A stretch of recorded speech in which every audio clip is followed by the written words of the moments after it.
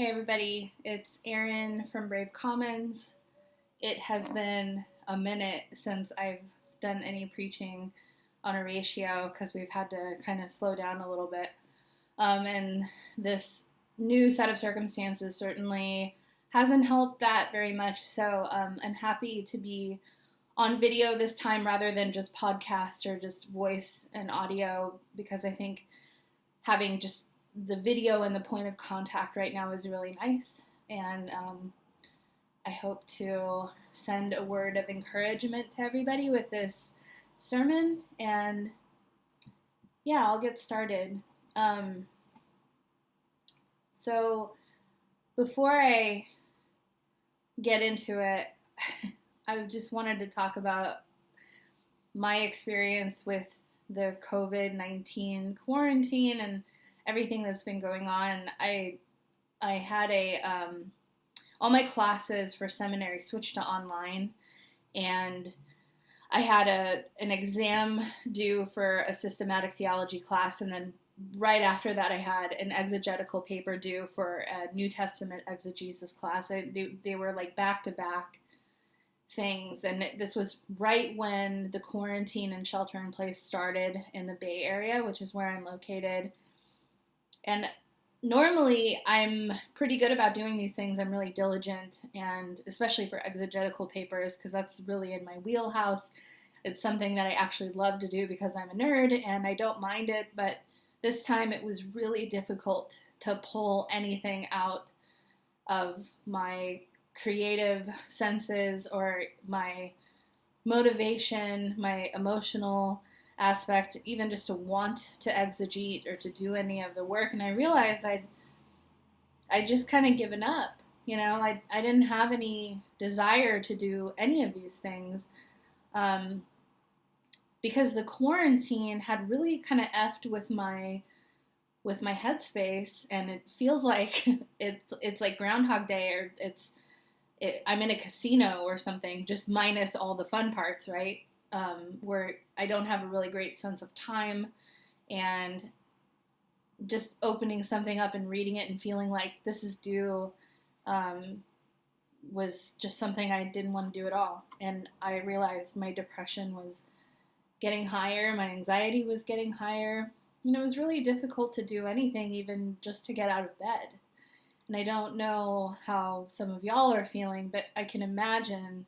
I know how difficult that this whole process has been for many of us, but I can't even imagine things being much more severe than what I've been feeling. So oddly enough, I wrote a devotion for my seminary right before this quarantine started and the coronavirus thing had started.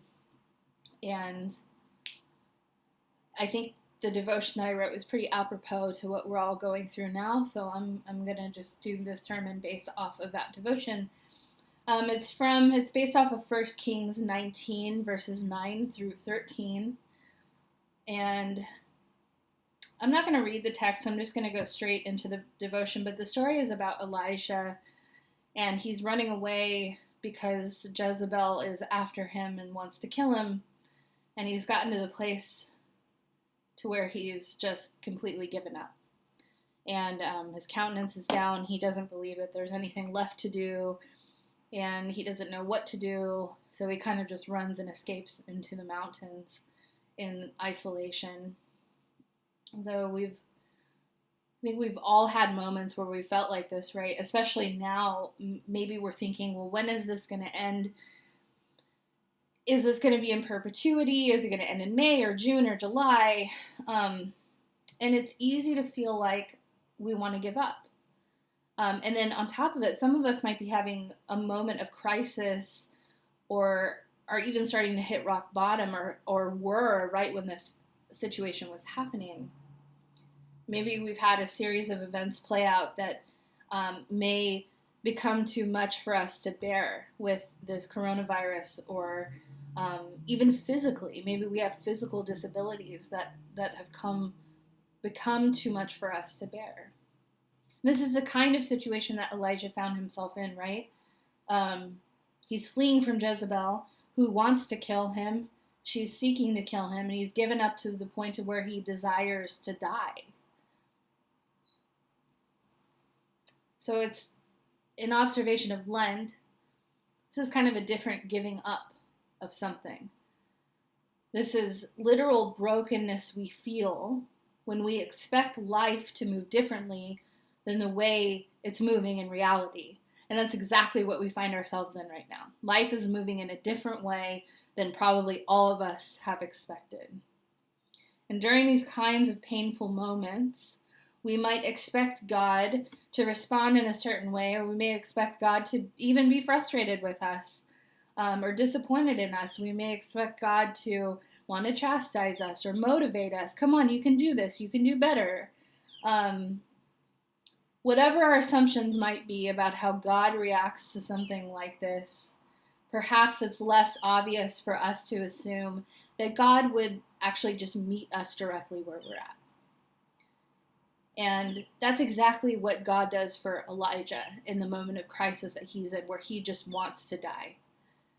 The Lord surprisingly responds to Elijah in 3 ways. First, the Lord sends angels to give Elijah sustenance and rest. Second, the Lord speaks to Elijah in the midst of sheer silence. Third, the Lord shows up for Elijah and gives him a new trajectory to follow. And the Lord, through their own resources, empowers Elijah and enlivens Elijah with everything he needs in order to keep going. So we can expect the same thing from God, right? In this moment of our crisis, that God will meet us exactly where we're at, give us the sustenance and rest that we need, that we'll have a new trajectory to follow, something that will give us hope, and God will speak to us in the midst of silence. And probably a lot of us are facing a lot of alone time right now, and good opportunities for that to happen. I think the last thing we may ever expect, and perhaps the last thing Elijah would have ever expected, is that for God to come exactly where we are right now, to emotionally meet us precisely where we are, in our heads, in our hearts, in our souls. But this is precisely what God does for Elijah in his moment of crisis. God tends to Elijah's physical needs first in the verse selection. And this is what Elijah needed specifically from God, for God to tend to his physical needs, then to tend to his emotional needs, then to give him a new trajectory to follow, to give him a hope and a purpose. We can and we should expect God to respond the same exact ways for us right now, directly as we need, within these kinds of moments in our lives, especially moments of crisis like this.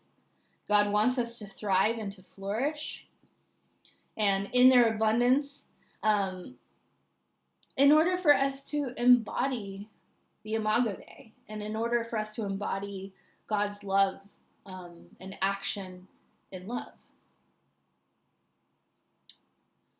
So the point of all this is to hang on to some thread of hope, right?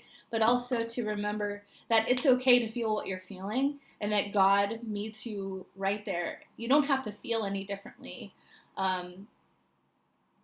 In other words, like, don't beat yourself up for feeling depressed or anxious, or even having suicidal ideation, or a desire to drink, or a desire to do whatever to kind of put a band-aid or bandage on what we're all experiencing right now.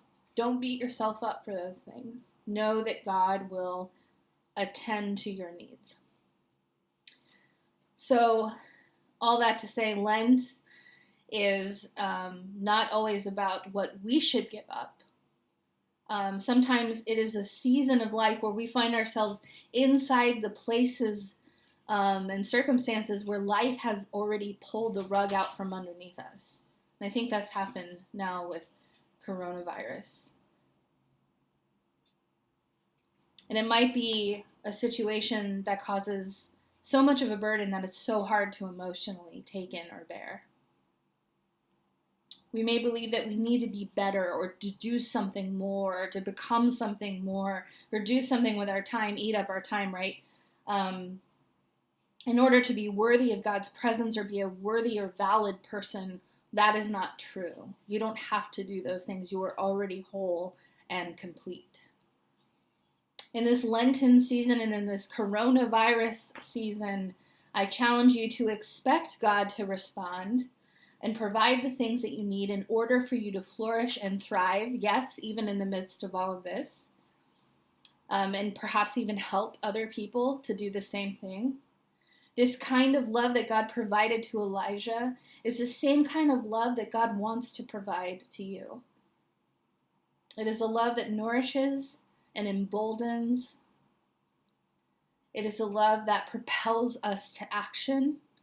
And we're forced to think of creative ways to act right now because a lot of us are isolated. It's a love that approaches us in sheer silence, precisely where we are in life, no matter where we are in life. It is a love that we cannot resist.